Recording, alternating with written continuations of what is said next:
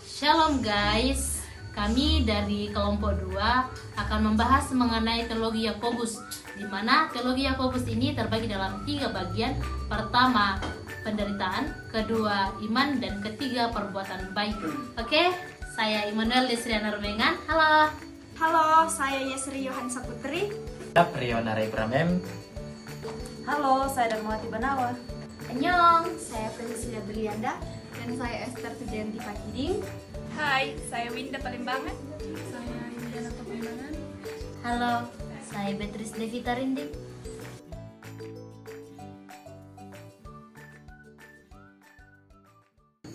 Shalom guys, selamat berjumpa bersama kami pada kesempatan kali ini. Saya Immanuel Desriana Rumengan sebagai host dan narasumber kita yaitu Prionari Bram M. Mari kita berikan aplaus yang meriah. Nah, baik, pada kesempatan kali ini kami akan berbincang-bincang mengenai teologi Yakobus, di mana teologi Yakobus ini terbagi dalam 3 bagian. Yang pertama itu penderitaan, kedua perbuatan baik, dan yang ketiga iman.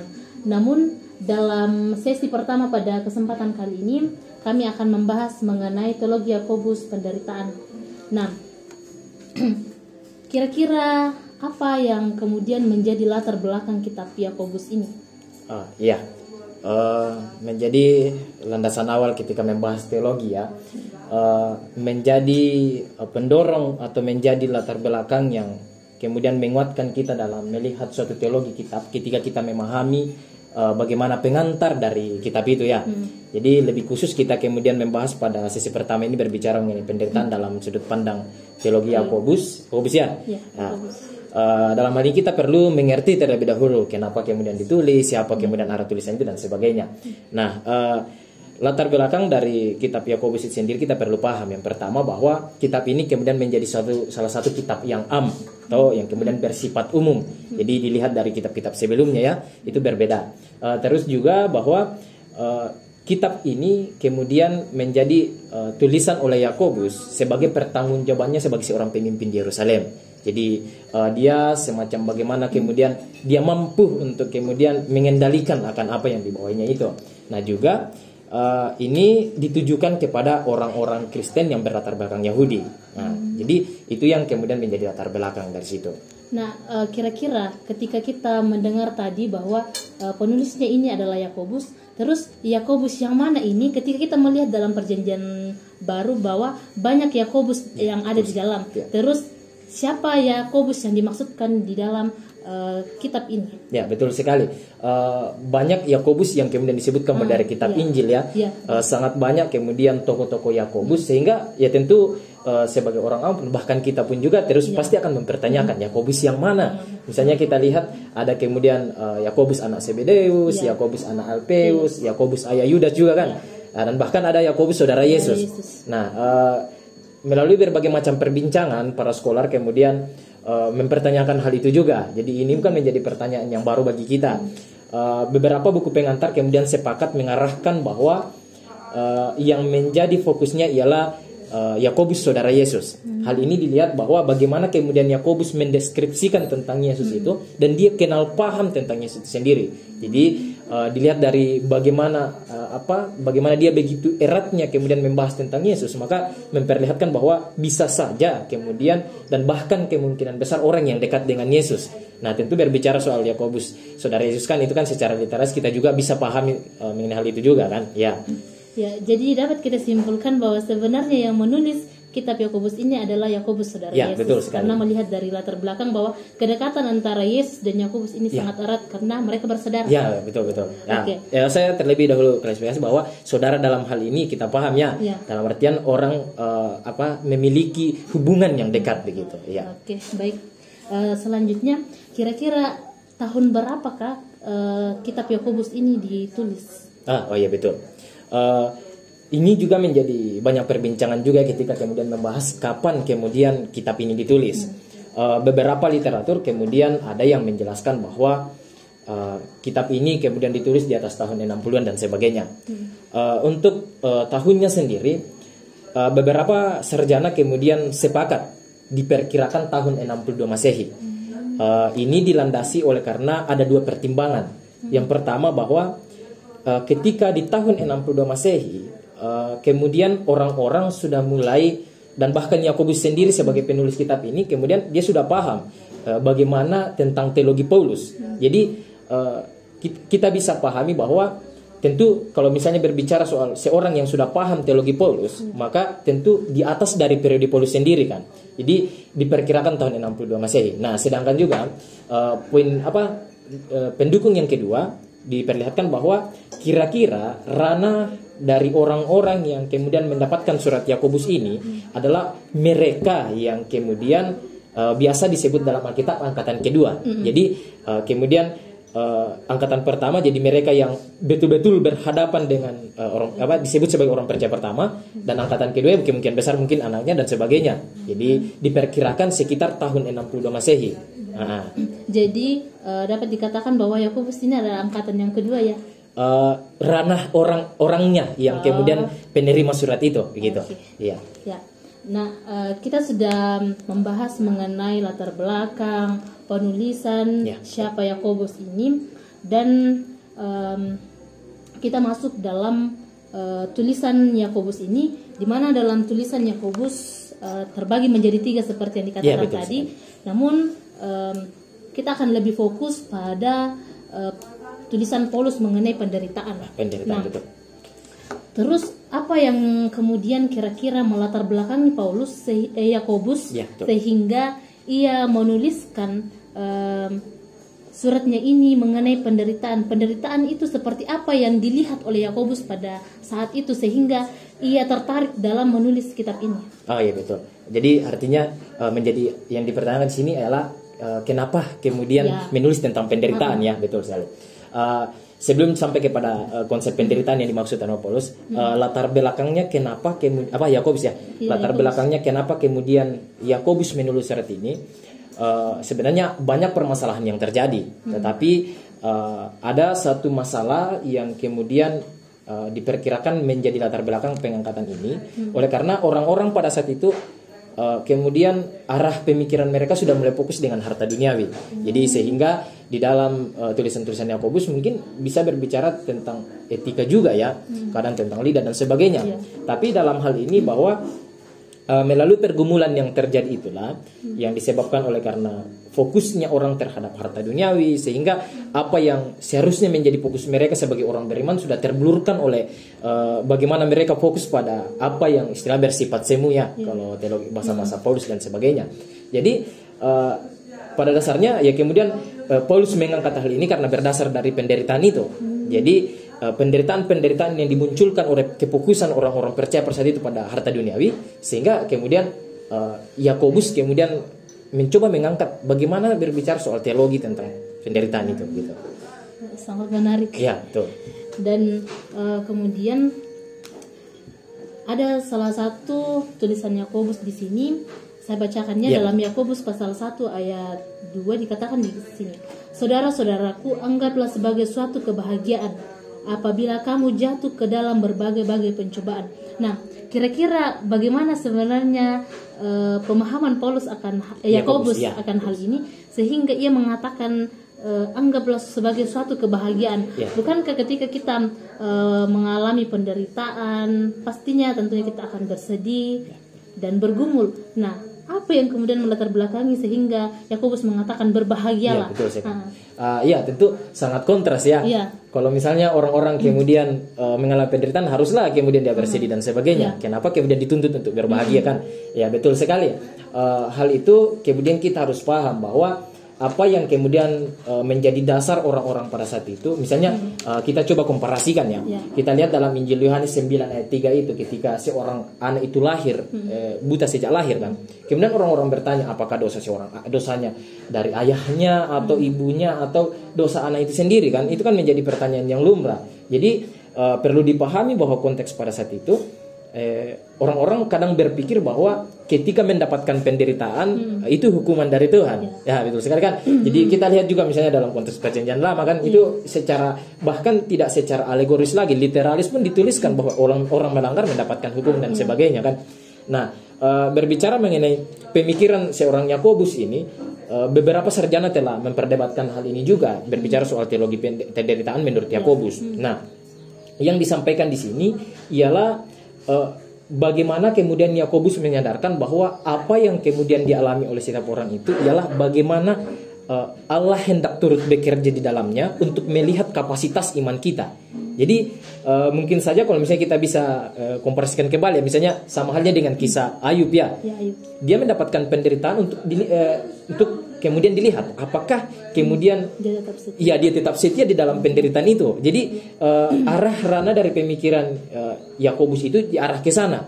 Ya meskipun tentu agak sangat kontras ya menurut saya, karena dan bahkan kita semua ya, karena kita berpikir kenapa kemudian kita harus berbahagia di dalam kesusahan yang kita, penderitaan kita kan. Tapi itulah realitas dari teologi Yakobus itu sendiri. Dia hendak menekankan bahwa di dalam penderitaan itu Tuhan hendak melihat kita, apakah kemudian dalam hal ini kita tetap setia atau tidak.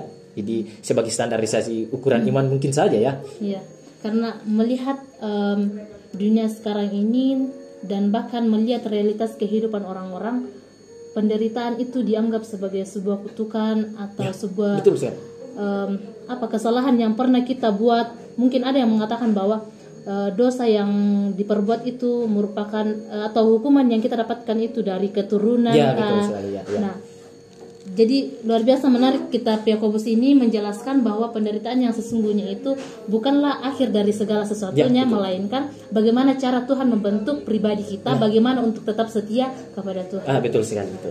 Oke. Nah, dan demikianlah hasil diskusi kami mengenai teologi Yakobus, sangat menarik. Terima kasih untuk narasumber yang boleh memberikan hal-hal baru kepada kita mengenai teologi Yakobus ini. Dan sampai berjumpa di sesi selanjutnya. Hai guys, ayo berpikir jernih. Nyatanya Sprite kemasan pas di kantong. Tapi yang nggak pas basah juga, pas di dompet. Tapi yang nggak usah dimasukin. Nyatanya emang pas porsinya sekali minum. Tapi yang nggak usah lebay. Sprite nyatanya pas, nggak lebay. Baik, kembali dalam sesi kedua. Pada saat ini kita akan kembali membahas mengenai teologi Yakobus. Namun kita akan fokus dalam pembahasan tentang iman dan perbuatan baik. Dan saya Esther Trijenti Pakiding sebagai host, dan host yang kedua saudari Cecilia Brilianda. Dan kembali bersama dengan narasumber kita, Saudara Priyo Naraibraham M. Ya, mengenai teologi Yakobus tentang iman dan perbuatan baik. Ini menjadi salah satu ciri khusus teologi Yakobus ya, mengenai iman dan perbuatan baik ini. Mungkin Saudara Cecil akan memberikan pertanyaan kepada narasumber tentang yang akan fokus ke dalam iman tentang teologi Yakobus ini. Ya, pertanyaan saya yang pertama kepada narasumber, menurut Anda seperti apa konsep Yakobus tentang hubungannya dengan antara iman dan perbuatan ini? Kemudian kembali suatu pembahasan yang sangat menarik ya. Kemudian kita berbicara soal bagaimana keterkaitan iman dan perbuatan baik itu di dalam konsep Yakobus sendiri. Kemudian pada dasarnya iman dan perbuatan baik itu harus direlevansikan. Jadi harus berkaitan erat begitu. Jadi penekanan yang di dalam surat Yakobus itu bahwa iman itu harus diterwujudkan melalui perbuatan baik itu. Oke, dari penjelasan narasumber seperti ini, saya sedikit agak akan bertanya kepada narasumber. Dalam Yakobus 2 dijelaskan bahwa iman tanpa perbuatan hakikatnya adalah mati. Ya, betul, Sir. Nah, jika kita melihat teologi Paulus sendiri dalam Roma 3 itu, Paulus menjelaskan bahwa kita itu selamat hanya karena iman, bukan karena perbuatan. Betul. Nah, ini menjadi perbincangan di dunia penafsiran. Dan kira-kira apakah memang apa yang dikatakan oleh Rasul Paulus dan juga oleh Yakobus ini ada kontradiksi? Ini sangat menjadi pertanyaan yang sangat bagus menurut saya. Oleh karena hal ini yang kadangkala memblurkan pemikiran-pemikiran orang-orang percaya hingga saat ini. Oleh karena bagaimana kemudian mereka hendak membenturkan akan teologi Paulus dan teologi Yakobus. Nah, ada hal yang kemudian kita harus paham dalam hal ini. Ketika harus memberikan penjelasan bahwa apakah kemudian kedua hal ini bertolak belakang, tentu tidak ya. Di sesi pertama yang tadi sudah dijelaskan bahwa bagaimana kemudian seorang Yakobus ini paham tentang teologi Paulus ya. Tapi dalam hal ini berbicara soal kapasitas hubungan antara keselamatan yang dijelaskan oleh Paulus dan Yakobus ini tidaklah kemudian berbentur.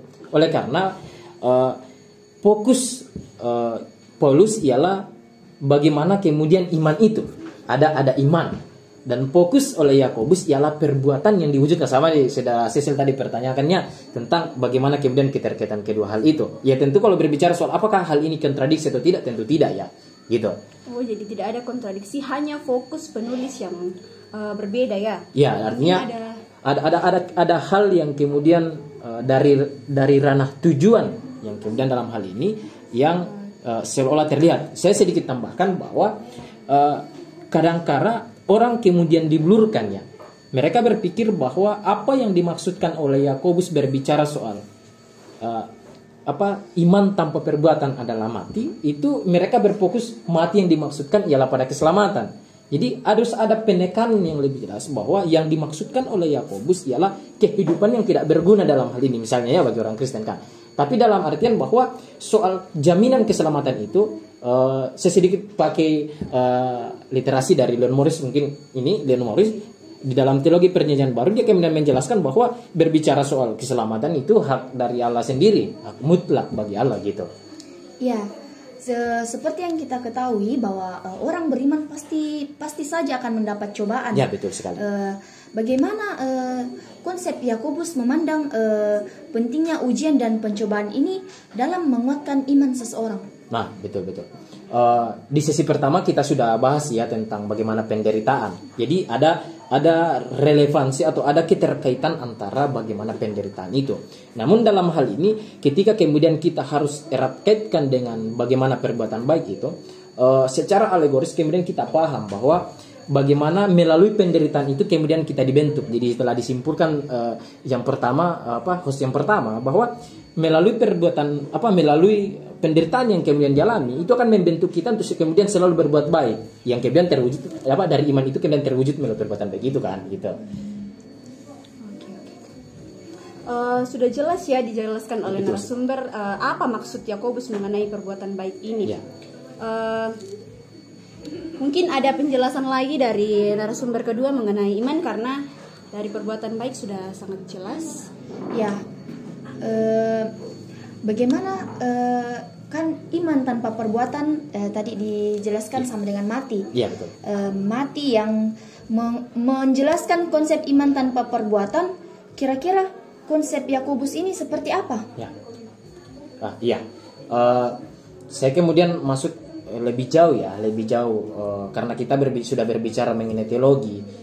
Tentu kita kemudian tidak akan terpatron lagi kemudian terbatasi untuk menjelaskan ini. Pertama bahwa berbicara mengenai teologi Yakobus dan Paulus, kita harus paham ada dua hal yang kemudian berbentuk paradoks ya, dua hal yang berjalan. Dalam hal ini berbicara mengenai konteks kapasitas Paulus, ini saya mencoba mengutip pemikiran Douglas Moo ya, juga sempat dikutip oleh Leon Morris. Berbicara mengenai teologi Yakobus, pada dasarnya kenapa kemudian kadang-kala orang membenturkan sama yang ditanyakan saudara tadi pertama kan, kenapa kemudian orang kadang-kala membenturkan teologi Yakobus dan Paulus, berbicara soal bagaimana apakah kemudian kita diselamatkan oleh karena iman atau diselamatkan oleh karena perbuatan baik. Ini kan ya jelas berbeda ya. Hal ini didasari bahwa bagaimana kemudian misalnya kita lihat teologi Paulus itu diarahkan kepada orang-orang yang baru percaya. Jadi mereka sama-sama menggunakan perbandingan Abraham.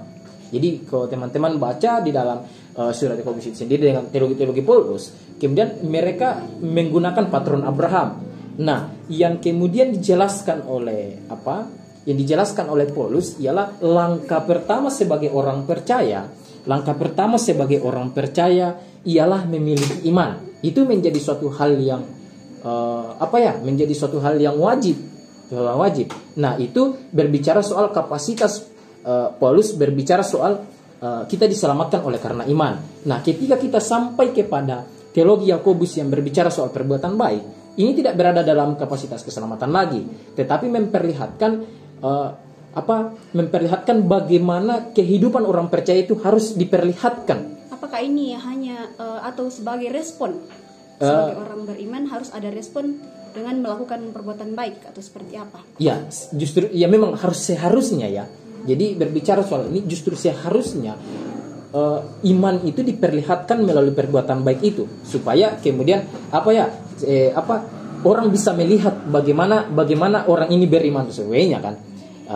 Artinya gini, ada dua periode yang dalam hal ini berbeda waktu menurut beberapa scholar.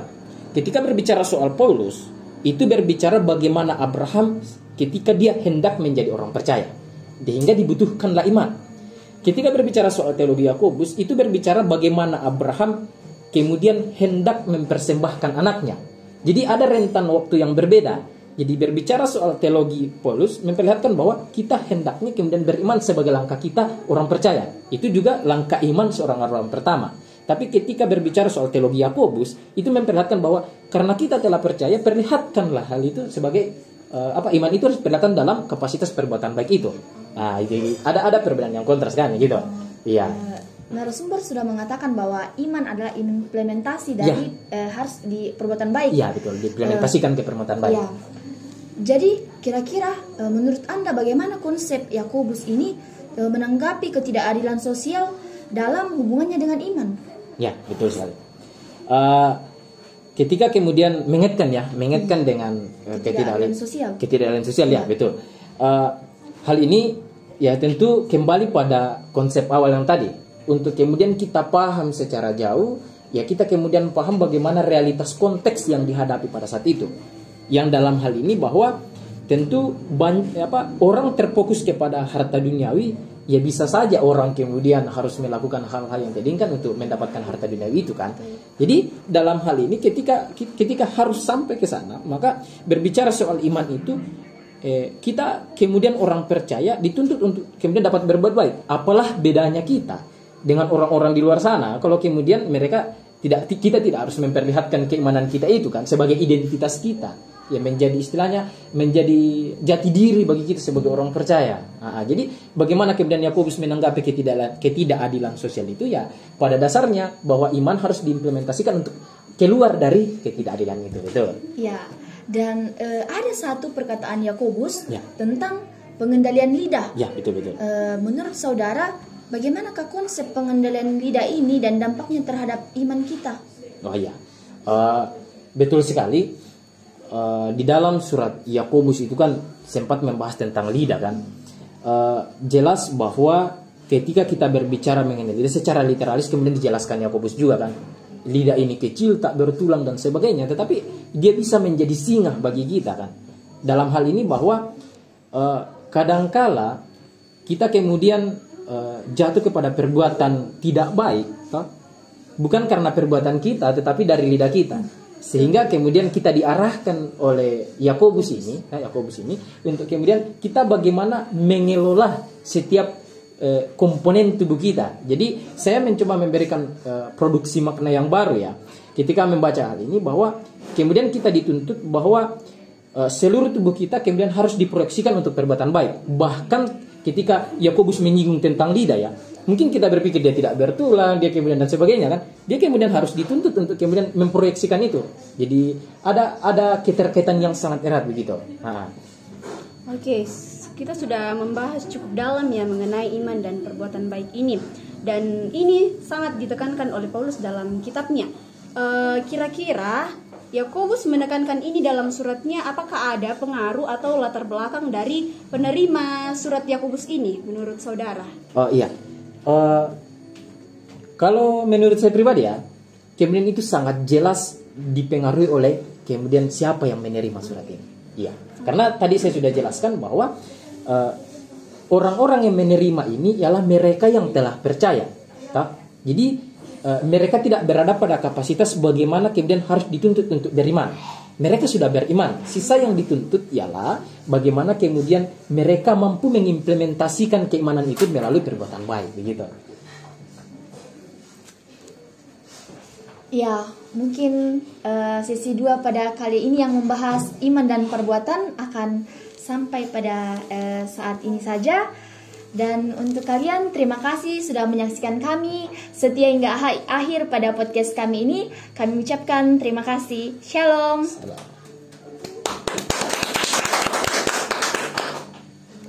Demikianlah podcast dari kami kelompok 2 yang membahas mengenai teologi Yakobus. Diucapkan terima kasih kepada narasumber dan ketiga host dan juga teman-teman yang mengambil bagian dalam keberlangsungan podcast saat ini. Kami dari kelompok 2 pamit undur diri. Dadah. Cakep itu. Annyeong.